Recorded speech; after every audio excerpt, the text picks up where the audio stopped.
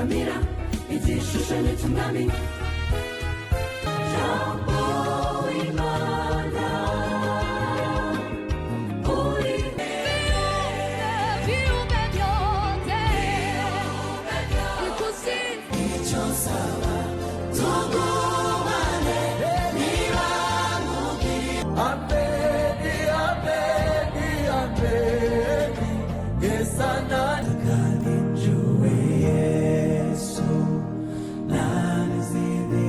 bakunzi bacu Yesu ashimwe, tubasuhuje aho muri hose tubifuriza ko gubwa neza. Tugiye kubagezaho amakuru atandukanye avugwa hirya no hino mu bijyanye n'iyobokamana, amakuru ya gospel muri rusange, aho hari amakuru ajyanye n'abahanzi, ibivugwa ku bahanzi ndetse n'ibyo batangaza nabo ubwabo, ariko kandi tukagaruka no ku makuru y'indirimbo zigezweho cyangwa se zisohotse vuba kugira ngo muzumve hakiri kare mwumve ubutumwa burimo mufashwe.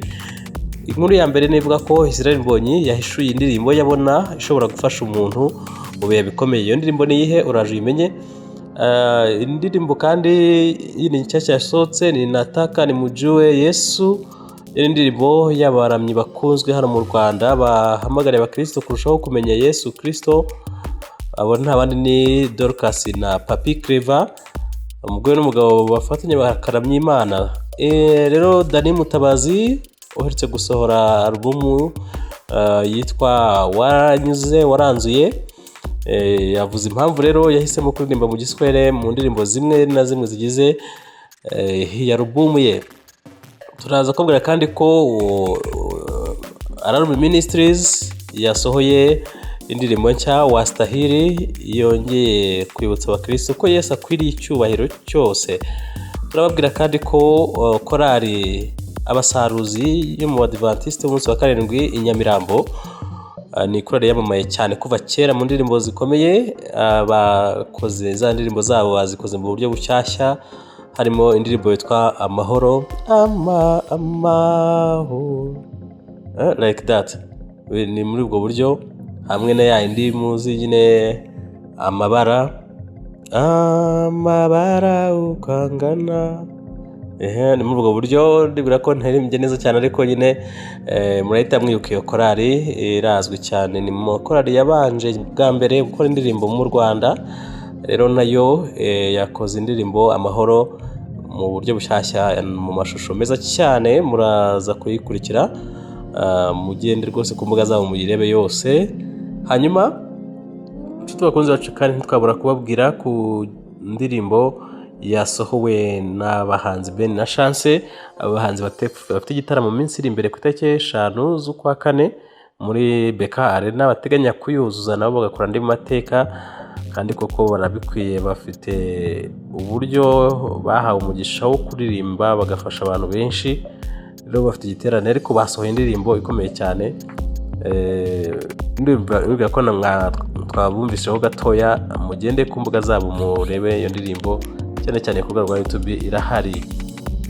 Indirimbo nako umuhanzi Bosco Nshuti yavuze ko rero umusanzu we muri Life of Impact, ibihe byo kuramya no kwakira imitekerereze mishya, ari igitaramo giteganyijwe kubera muri Dove Hotel. Ati nanjye nzaba mpari dufatanye turamya Imana.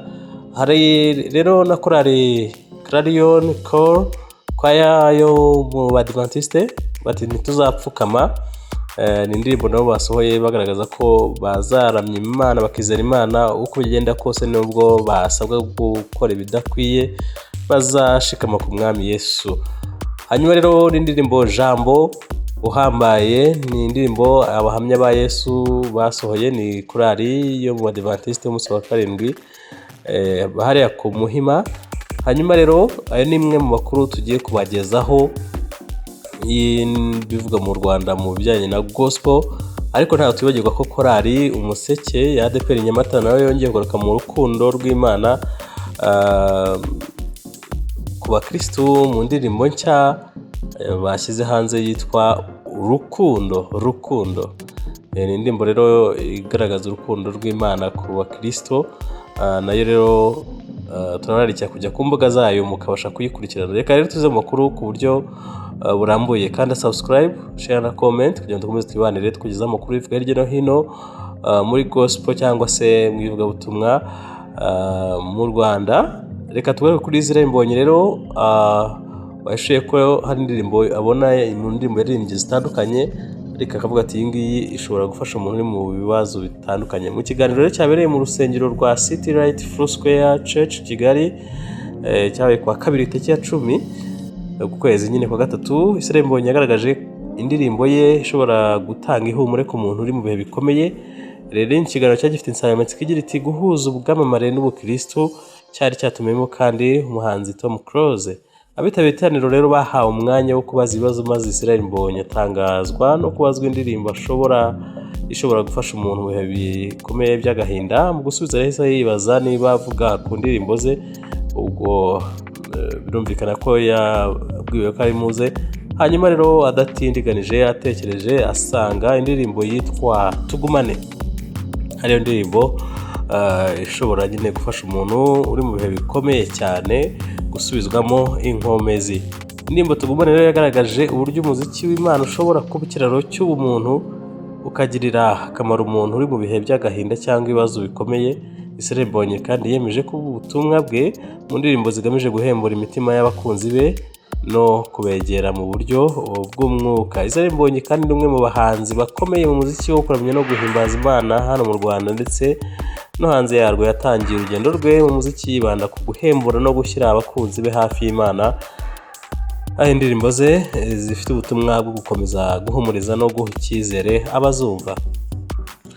Dani Mutabazi twihuse yasobanuye impamvu yahisemo kuririmba mu Giswahili mu ndirimbo ze zigize alubumu nshya yise Waranzuye. Umuramyi Dani Mutabazi rero mu rugendo rushya rw'umuziki wo kuramya no guhimbaza Imana, aho yatangiye gukora indirimbo zimwe mu rurimi rw'Igiswahili mu rwego rwo kurushaho kwegera cyangwa kugeza ubutumwa bwiza ku bantu benshi ku isi. Ibiro yabigarutseho mu kiganiro yagiranye n'abanyamakuru, agaragaza ko ari imwe mu ntambwe nshya zigamije kwagura imbibi z'umuziki w'ivugabutumwa akorera mu buryo bwa gospel. Uyu muramyi rero umaze kumenyekana mu ndirimbo zo guhimbaza Imana yavuze ko ururimi rw'Igiswahili rukoreshwa n'abaturage benshi muri Afurika, bityo kurukoresha mu bihangano bye bizafasha ubutumwa bwe kugera ku bantu benshi kurushaho. Yongeyeho ko intego ye ari uko ubutumwa bwiza bwumvwa n'amahanga menshi atandukanye. Reka tugere ku ndirimbo nshya Wastahili yongeye kwibutsa abakristu ko Yesu akwiriye icyubahiro. Ni mu gihe Album Ministries ikomeje umurimo wayo w'ivugabutumwa rinyuze mu ndirimbo, yongeye gutangaza ubutumwa rero bukomeye ku bakristo bwo kuramya Imana, aho yabibukije ko Yesu Kristo akwiye icyubahiro, ishimwe n'ikuzo by'iteka ryose. Album Ministries rimwe mu makuru arazwi mu ndirimbo zo kuramya no guhimbaza Imana hano mu Rwanda no hanze. Amagambo yagize iyi ndirimbo agaragaza ko ibiremwa byose bikwiye guhimbaza Imana, aho abaririmba bavuga bati ibiremwa byose biragusingiza Mana ikomeye, buri rurimi rukuramye iteka ryose. Ubu butumwa rero bunasobanura ko Imana ari ifite ububasha ku byaremwe byose kandi ko kuyisingiza hari inshingano ya buri wese uyemera. Indirimbo iragaruka ku bikorwa bikomeye Imana yakoze bivugwa muri Bibiliya, aho bagira bati mu izina rya Yesu amavi yose napfukame, biri mu ijuru n'ibiri ku isi bitigite cyangwa bigira ubwoba bihinde imishyitsi. Tugaruka rero ku musanzu wa Bosco Nshuti muri Life of Impact, ibihe byo kuramya no kwakira imitekerereze mishya. Uyu muramyi rero Bosco Nshuti ategerejwe muri ibi bihe bidasanzwe byo kuramya Life of Impact Shaping the Visionaries. Umuramyi mu ndirimbo rero zo kuramya no guhimbaza Imana Nshuti Bosco ategerejwe mu iki gikorwa cyihariye cyo kuramya no kuganira ku buzima kizwi nka Life of Impact Shaping the Visionaries, giteganyijwe kubera mu mujyi wa Kigali ku gatandatu tariki ya 28 uku kwezi, ni mu cyumweru gitaha. Iki gikorwa rero cyateguwe mu cyumweru gitaha, mu byumweru bitaha biri imbere. Cyateguwe rero mu rwego rwo gufasha abantu cyane cyane urubyiruko kwimenya no gusobanukirwa intego z'ubuzima bwabo. Iki gikorwa kiri mu mushinga mugari witwa Life of Impact Project, ugamije guhuza kuramya Imana n'ibiganiro byubaka ubuzima bwa muntu.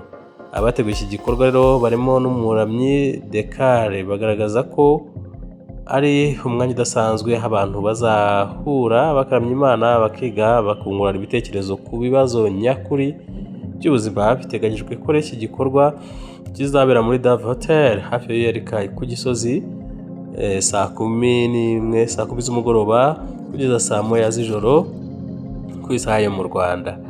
Reka tubabwire ko rero tugarutse ku nkuru ya Papi Clever ndetse n'umugore we basohoye indirimbo Nataka nimjue Yesu, ati ndashaka kumenya Yesu. Ni indirimbo nshya y'itsinda rya risanzwe ririmba mu ndirimbo zo kubyimana rero nk'uko musanzwe mubazi, nabo ndabwo bamamaye cyane mu Rwanda.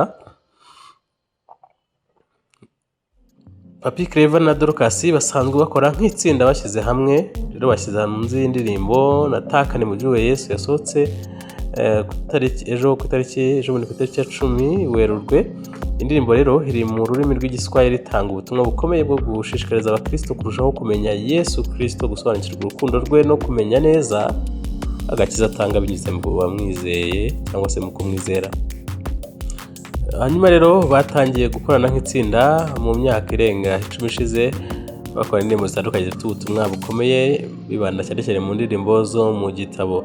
Muri indirimbo abahanzi bagaragaza inyota y'umukristo yo kurushaho kwegera Imana no kuyimenya byimbitse cyane, aho bagira bati ndashaka kumenya Yesu kandi nkarushaho kumumenya. Aya magambo agaragaza icyifuzo cyo kurushaho gusobanukirwa Kristo no gukura mu kwizera. Indirimbo kandi ivuga ku rukundo rwa Yesu n'agakiza. Ubutumwa buyirimo bugaragaza ko kumenya Yesu bisaba gusobanukirwa urukundo rwe no kwemera agakiza ke mu buzima bwa buri munsi. Reka rero tubashimire ko mwabanye natwe n'amakuru tubafitiye ajyanye n'indirimbo zo guhimbaza Imana ziherutse gusohorwa n'abahanzi batandukanye.